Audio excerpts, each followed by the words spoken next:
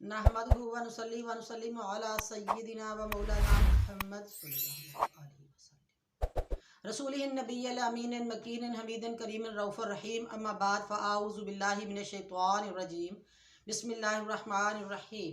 मुअज़्ज़ज़ नाज़रीन व सामीन गिरामी, अल्लाह रब्बुल इज़्ज़त के फ़ज़्ल व करम और ताजदार कायनात सल्लल्लाहु अलैहि व आलिहि वसल्लम के नलैन पाक के तसद्दुक़ से आज मेरा लेक्चर है मसाइल ज़कात और इंसान का मुआशी मसला। अल्लाह ताला ने मखलूक की नशो नमा के लिए ज़मीन आसमान से इसकी ज़रूरियात ज़िंदगी, खुराक, पोशाक, रिहाइश और समाजी तमदनी कफ़ालत का ऐसा माकूल और वाफर इंतज़ाम किया है कि वो किसी का मोहताज नहीं। लेकिन शुरू से नस्ल इंसानी के दुश्मन अनासर शैतान ने इसके रिज़्क़ हलाल पर गाज़बाना तसल्लुत कर रखा है। अमीर लोग आम लोगों का ख्याल ही नहीं करते कि वो भी इज्जत और वक़ार के साथ ज़िंदगी बसर कर सके। यही वो मुश्किल तरीन घाटी है जिसका कुरान पाक में इन अल्फाज में फरमाया गया है। सूरा बलद आयत नंबर 11, फलक तहमल आकबा। तर्जुमा, अभी बेतामल घाटी से ना गुजरा, यानी दुश्वार गुजार घाटी से इंसान गुजरा ही नहीं। वमा अदराक मल अक़बा, और तूने क्या जाना कि वो घाटी क्या है, यानी इंसान को पता ही नहीं कि वो दुश्वार गुजार घाटी क्या है, तामल घाटी क्या है। फ़क्कू रक़बा, किसी बंदे की गर्दन छुड़ाना। औ इत्आमुन फ़ी यौमिन ज़ी मस्ग़बा, या भूख के दिन खाना देना। यतीमन ज़ा मक़रबा, रिश्तेदार यतीम को। औ मिस्कानन ज़ा मतरबा, या खाक नशीं मस्कीन को, यानी इन सब लोगों का खुराक का ख्याल करना। ये एक घाटी है जिसे हम मुश्किल तरीन घाटी कह रहे हैं, यानी उनको खाना देना चाहिए, उनकी ज़रूरियात ज़िंदगी का गौर करना चाहिए। अब अल्लाह ताला फरमा रहा है इसी आयत मुक़द्दस में, इसी सूरा में, सुम्मा काना मिनल लज़ीना आमनू, फिर हुआ इनसे जो ईमान वाला होगा, वतवासौ बिस्सब्र, और इन्होंने आपस में सब्र की वसीयतें की, ईमान वाले लोगों ने। वतवासौ बिल मरहमा, और आपस में मेहरबानी की वसीयतें की। उलाइका अस्हाबुल मैमना, तर्जमा, वो ये दाहिनी तरफ वाले हैं, यानी वो दाहिनी तरफ वालों से मुराद है कि वो लोग जन्नती हैं जो आपस में एक दूसरों को वसीयतें करते हैं, सब्र की तलकीन देते हैं और मेहरबानी की तलकीन करते हैं।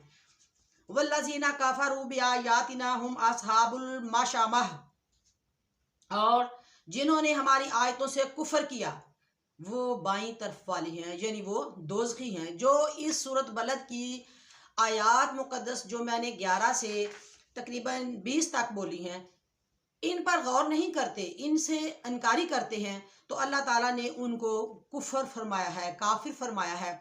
और फिर उनके लिए जो मुकाम है वो ये है, अलैहिम नारुम मुसदा, इन पर आग है और इसमें डालकर ऊपर से बंद कर दी जाएगी।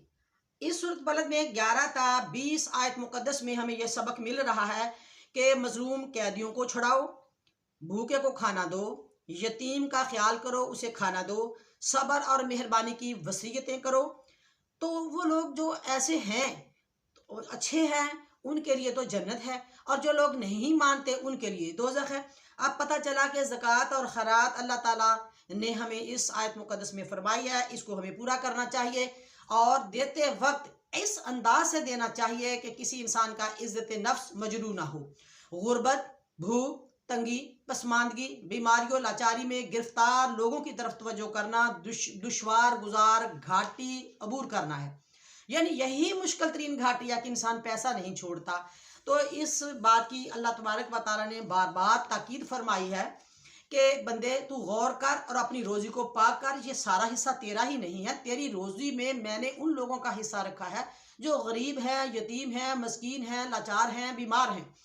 तो इसमें हमें यह भी सबक मिल रहा है कि गुलामों को आज़ाद करवाओ, मकरूज को कर्ज से रहाई दिलवाओ, मजलूम कैदियों को कैद से छुड़ाओ, दिल को नफ्स अम्मारा से छुड़ाओ, अपने आप को दुनिया के झंझट से दूर रखो, नेक अमाल करके दोज़ख से बचते रहो।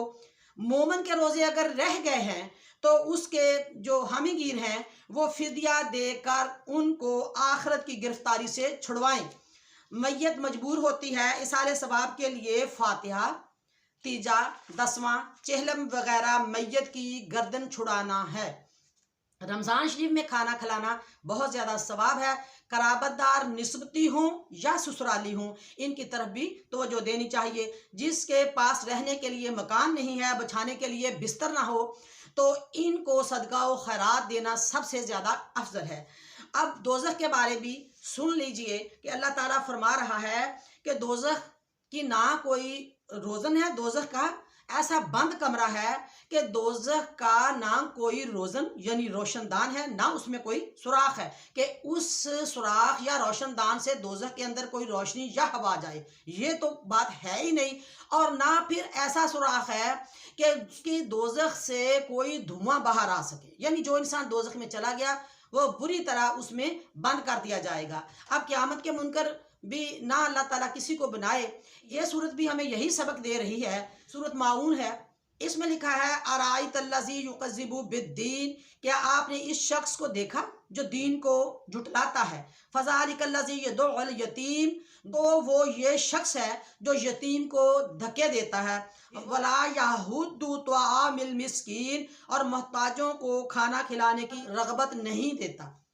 تو یہ سورۃ مقدس بھی ہمیں یہی سبق دے رہی ہے کہ یتیم اور مسکین کا خیال کرنا چاہیے، غریب کا خیال کرنا چاہیے۔ تو اب اللہ تعالیٰ فرماتا ہے حشر کا میدان ہوگا اور جو جنتی لوگ ہیں وہ دوزخیوں سے پوچھیں گے۔ سورۃ مدثر 42 آیت مقدس میں بتایا گیا ہے کہ وہ یہ بات پوچھیں گے ما سلککم فی سقر، تمہیں کیا چیز دوزخ میں لے گئی؟ اب وہ دوزخیوں سے پوچھیں گے، اب دوزخی جواب دیں گے قالوا لم نکو من المصلین، وہ بولے ہم نماز نہ پڑھتے تھے، وَلَمْ نَكُ نُطْعِمُ الْمِسْكِينَ، اور مسکین کو کھانا نہ دیتے تھے۔ اس کا مطلب یہ ہوا کہ نماز بھی پڑھنی چاہیے اور خیرات بھی دینی چاہیے۔ اب ایک دلیل سنیے، 8 ذوالحج تھا اور حضرت امام حسین رضی اللہ عنہ نے اپنا احرام مقدس کھول دیا، یعنی آپ نے حج کو چھوڑ دیا اور حقوق العباد کے لیے کربلا معلیٰ میں تشریف لے گئے۔ اب اس قصے کو میں پہلے بیان کر چکی ہوں، زیادہ لمبا نہیں کرتی۔ تو یہ دیکھیے حقوق العباد جو ہے وہ حج سے بھی بہتر کر دیا۔ سبق مل رہا ہے ہمیں ان باتوں سے۔ اور دوسری دلیل بھی سنیے کہ آقا صلی اللہ علیہ وآلہ وسلم مصلی مقدس پہ تشریف فرما تھے، آپ امامت کے لیے تیار تھے، اتنے میں ایک شخص آ گیا کہ مجھے فلاں چیز کی ضرورت ہے۔ آپ صلی اللہ علیہ وآلہ وسلم مصلی مقدس سے اترے، پہلے ان کی غرض پوری کی اور اس کے بعد آپ نے نماز کا سلسلہ جو ہے وہ جاری فرمایا۔ ناظرین و سامعین گرامی، زکوٰۃ کے نصاب کے بارے بھی سنیے۔ سب سے پہلے مال مویشی، مفت چرنے والے جانور سائمہ کہلواتے ہیں، سال گزرنے پر مقرر شرع سے زکوٰۃ دینی چاہیے۔ اونٹ اگر 5 ہوں تو 1 بکری دی جاتی ہے، بکریاں اگر 40 ہیں تو پھر 1 بکری دینی چاہیے۔ گائے بھینس اگر 30 ہیں تو 1 بچھڑا دیا جاتا ہے۔ قیمتی چارہ پر پلنے والے جانور علوفہ کہلواتے ہیں، ان پر زکوٰۃ نہیں۔ اب نمبر 2، زرعی پیداوار کے متعلق بھی سن لیجئے۔ بارانی زمین جو مفت سیراب ہوتی ہے جیسے بارش، چشمہ وغیرہ، تو اس کی کل پیداوار کا سال کے بعد نہیں، جب بھی پیداوار اٹھائی جائے، جب بھی اس کی آمدن آئے تو 1/10 حصہ یعنی 10واں حصہ زکوٰۃ دی جائے، یعنی عشر دیا جائے۔ قیمتاً سیراب والی زمین کی آمدن جیسے نہری اور ٹیوب ویل سے سیراب ہونے والی زمین، اس کی آمدن کا 1/20 حصہ زکوٰۃ یعنی عشر دینا چاہیے، یعنی 20واں حصہ۔ اسی طرح پھل ہیں تو سبزیاں پھل وغیرہ زیادہ آمدن دیں تو ان پر بھی یہی حکم ہے۔ نمبر 4، گھر، سواری، مکان، لباس پر کوئی زکوٰۃ نہیں۔ اس کے بعد سونے کا نصاب 7.5 تولے پر زکوٰۃ ادا کی جاتی ہے۔ چاندی کا نصاب 52.5 تولے پر زکوٰۃ دی جاتی ہے۔ سونے چاندی میں 40واں حصہ 2.5% زکوٰۃ دی جاتی ہے۔ اس کے بعد نمبر 7، جن عورتوں کے پاس میکے یا شوہر کی طرف سے زیور ہے، سونا چاندی ہے، تو اس پر وہ عورت جو ہے وہ خود زکوٰۃ دے گی۔ اگر مالک اس سونے کا مرد ہے اور صرف عورت کو پہننے کے لیے ہی دے رہا ہے تو پھر اس زکوٰۃ کا ذمہ دار جو ہے وہ اس کا خامد ہے، یعنی جس کے پاس وہ زیور ہے، اس کا مالک خود دے گا۔ ناظرین و سامعین گرامی، معلومات زکوٰۃ ابھی جاری ہے، انشاءاللہ تعالی اس نمبر 3 میں بتایا جائے گا۔ وآخر دعوانا ان الحمدللہ رب العالمین وما علیہ الا